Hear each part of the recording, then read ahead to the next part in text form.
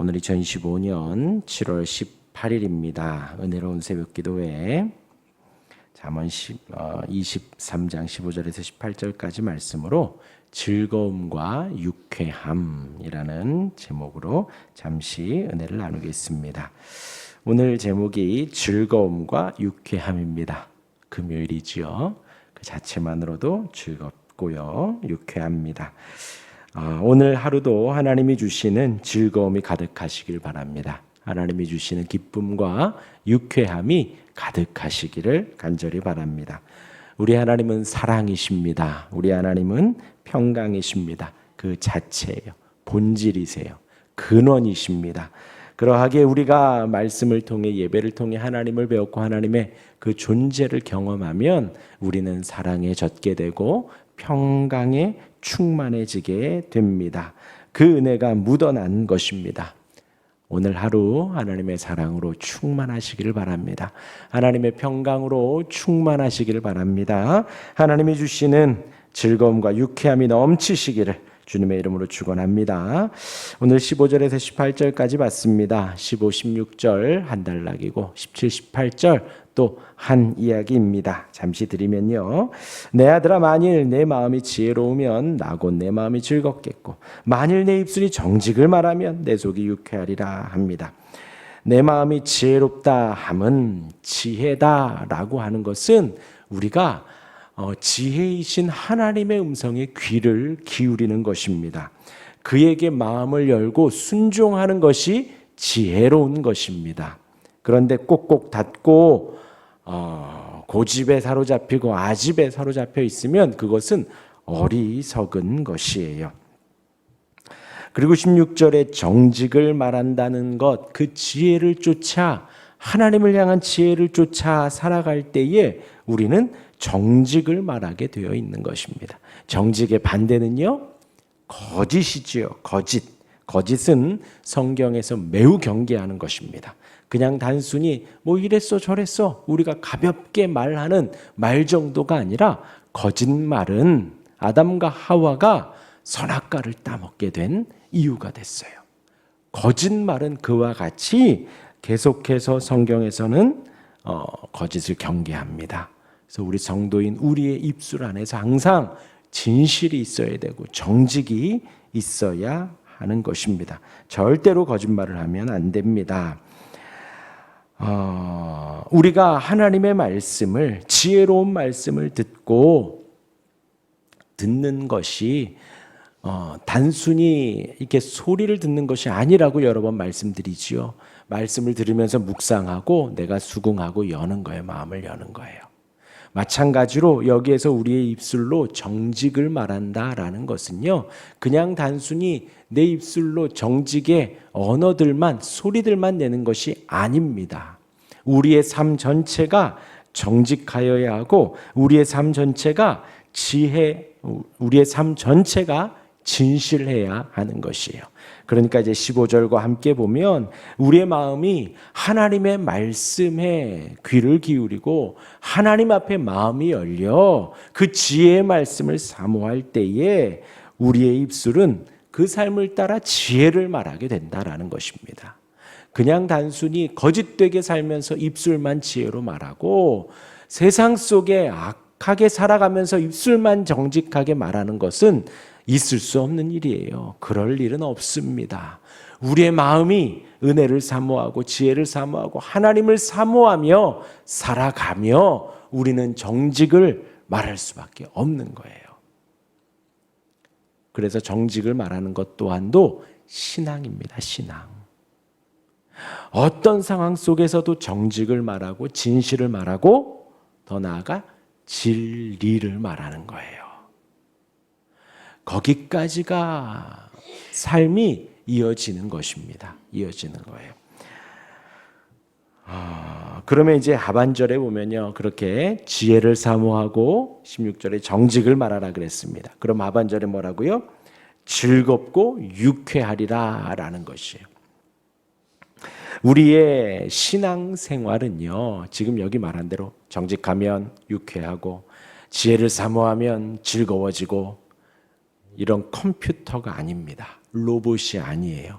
로봇과 컴퓨터는 입력한 대로 출력이 되죠. 그래서 요즘에 뭐 AI, 챗GPT에서는 내가 뭘 많이 알고 있는가가 중요한 게 아니라 내가 어떤 명령어를 넣느냐, 내가 원하는 그 정보를 얻기 위해서 무슨 말을 해야 되냐, 뭐 그게 중요하다 그러더라고요.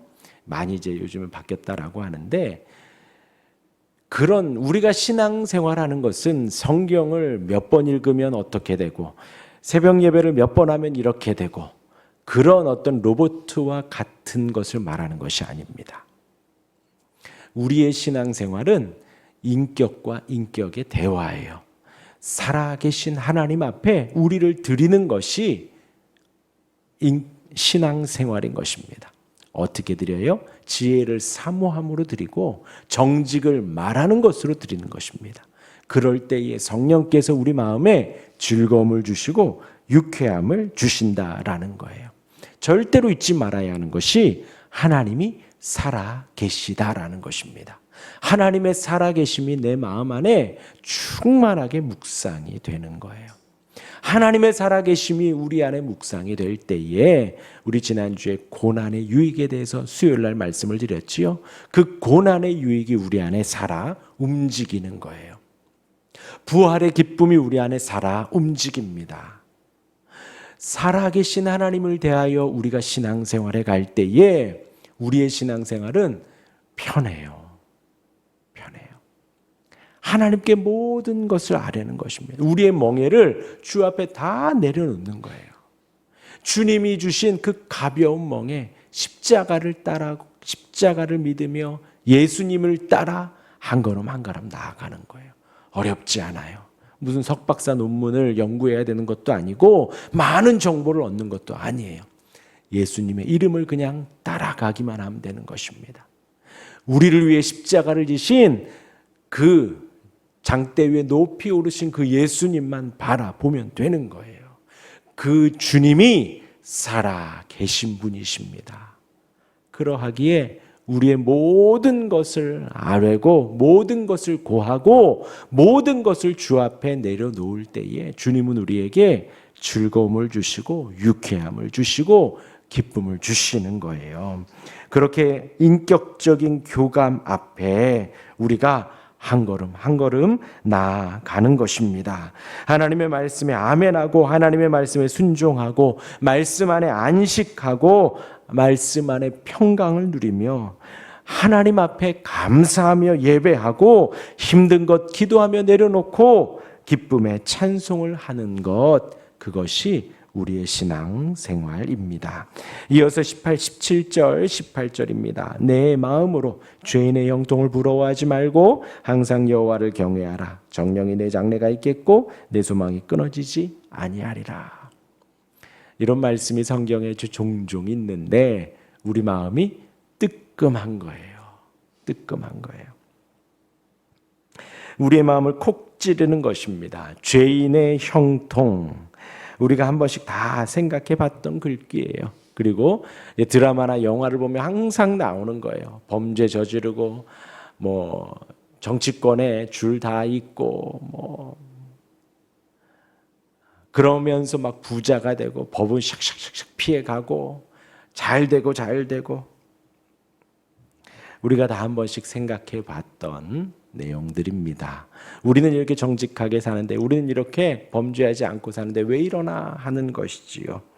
이에 대해서 이제 시편 73편에 다윗이 아주 적나라하게 적은 내용이 있습니다. 집에 가서 꼭 한번 읽어 보실 때에 이제 그 다윗조차도 악인이 형통하고 그렇게 오만한 자를 질투했던, 저 사람 왜 저렇게 잘 되나, 그런 마음이 있었음을 고백을 하고 있습니다. 제가 이제 한 절씩 좀 읽어드리면요. 73편 3절에 이래요. 이는 내가 악인의 형통함을 보고 오만한 자를 질투하였음이로다. 그들은 죽을 때에도 고통이 없고 그 힘이 강건하며 하는 거예요. 악인의 형통함을 보고 막 질투하고 막 왜 저러지 그렇게 부러워하고 있는데 그들은 죽을 때에도 고통이 없는 것 같아요. 그 힘이 더 세어지는 것 같아요. 이어서 12절에 보면요. 볼지어다 이들은 악인들이라도 항상 평안하고 재물은 더욱 불어나도다. 더 되게 편안해 보여요. 악인인데 죄를 짓는데 하나님 모른다고 살아가는데 마음이 편안해 보여요. 그리고 재물은 더욱 더 불어나는 것 같고. 그래서 다윗이 너무 힘들어서 이렇게까지 말해요. 이제 13절에 보면요. 내가 내 마음을 깨끗하게 하며 내 손을 씻어 무죄하다 한 것이 뭐라고요? 내 마음을 깨끗하게 하고 내 손을 날마다 씻어요. 그러니까 회개기도 날마다 하는 거예요. 신앙생활 날마다 열심히 하는 거예요. 그것이 실로 헛되도다. 아, 이거 아무 소용없구나 하고 막 한탄을 하는 거예요. 그러자 이제 14절에 나는 종일 재난을 당하며 아침마다 징벌을 받았도다 할 정도로 그렇게 신앙생활 열심히 하고 회개하는데도 뭐라고요? 재난을 당하고 징벌을 당한다라고 고백을 하는 거예요. 그 정도로 다윗이 지금 신앙생활이 되게 힘든 거예요. 너무 힘든 거예요. 상대적으로도 악인은 승승장구 부유해지고 막 죽을 때도 평안하고 자기는 막 회개하는데도 징계받는 것 같고 힘든 것 같고. 그런데 다윗이 고백을 합니다. 73편 17절에 보면요. 하나님의 성소에 들어갈 때에야 그들의 종말을 내가 깨달았나이다. 하나님의 성소에 들어가서야 그들의 종말을 깨달았나이다 라고 합니다. 성소에 들어간다라는 것이 무엇이지요? 예배한다는 것이고요. 말씀을 본다는 것입니다. 하나님 안에 간다는 하나님의 뜻을 안다는 거예요. 하나님의 은혜와 사랑을 알고 하나님의 섭리를 알고 성경에 기록되어진 하나님 의인의 구원과 악인의 멸망을 알았다라는 것입니다. 이어서 18절에 주께서 참으로 그들을 미끄러운 곳에 두시며 파멸에 던지시니 그들의 결국은 뭐예요? 미끄러워서 슉 저기 미끄럼틀에서 내려가는 것처럼 슉 어디로 가요? 파멸로 지옥으로 내어 빠진다라는 것입니다. 그들의 심판이 있다라는 것을 알고 나서야 하나님을 찬양하는 거예요.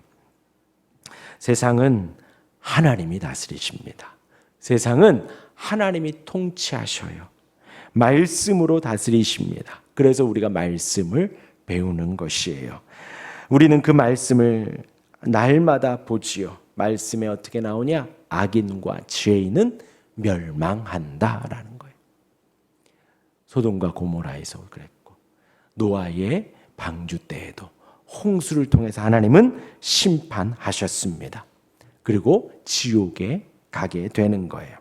그러나 반대로 하나님을 믿고 의지하는 의인들, 선인들은 어디로 가죠? 천국으로 가요. 그 기준은 오직 예수 그리스도입니다. 다른 것이 아니에요. 성경이 말하는 하나님이 보내신 하나님의 아들 예수 그리스도를 믿는 것, 그것이 바로 구원입니다. 그것이 바로 이 땅에서 15절 16절에서도 정직하게 살아가는 것이고 그것이 바로 의롭게 살아가는 것이에요. 그리스도를 믿는 자가 구원을 받습니다. 그러니 우리는 이 땅을 살면서 예수님을 의지하는 것이지요. 이 새벽에도 나와 하나님께 기도하며 주님을 의지하는 것이고 감사할 때에도 의지하고 힘들 때도 의지하고 기도하며 이겨내고 예배하며 살아가는 것입니다. 형통의 길이 있습니다. 그런데 신앙을 저버리는 일이라면, 형통의 길이 있습니다. 그런데 예배하지 못하고 하나님의 사람으로 살아가지 못하는 길이라면 우리는 과감하게 등지는 거예요. 부유함이 있는데 거짓이 있고 범법을 일삼아야 해요. 우리는 등지는 것입니다. 죄인은 그런 하나님의 뜻과 하나님의 인도하심과는 상관없이, 의와 정직과는 상관없이 부유함을 쫓아 범법하며 또 승승장구를 쫓아 하나님을 등지고 살아가는 사람들이 죄인이지요. 그들의 말로 18절은 분명히 말합니다. 정령이 내 장래가 있겠고, 장래 종말을 말하는 거예요.